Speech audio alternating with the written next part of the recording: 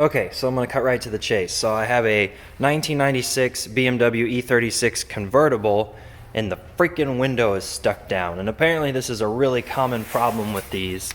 So I checked on the motor. The motor seems to work okay. The window's still in the tracks, front and rear. You can see,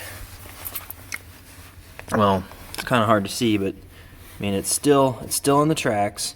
We sprayed white lithium grease here, we sprayed it here, we sprayed it up here, and for whatever reason it goes up like an inch. So I'll show you.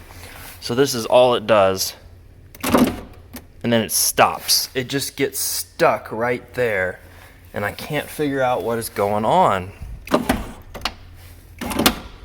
And you can hear like a weird crunchy noise. And I'm gonna try the 10-second reset.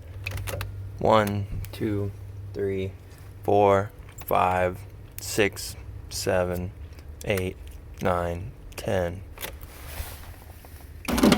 Nothing. Something's just...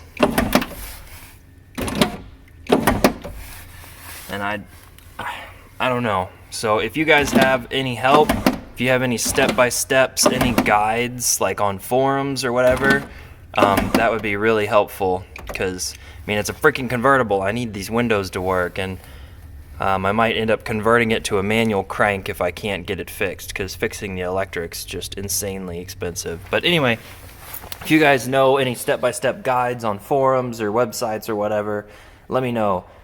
Do not send me a YouTube video though. Don't ask why. But anyway, if you guys have any advice, please help. So thank you guys for your help. See you next time.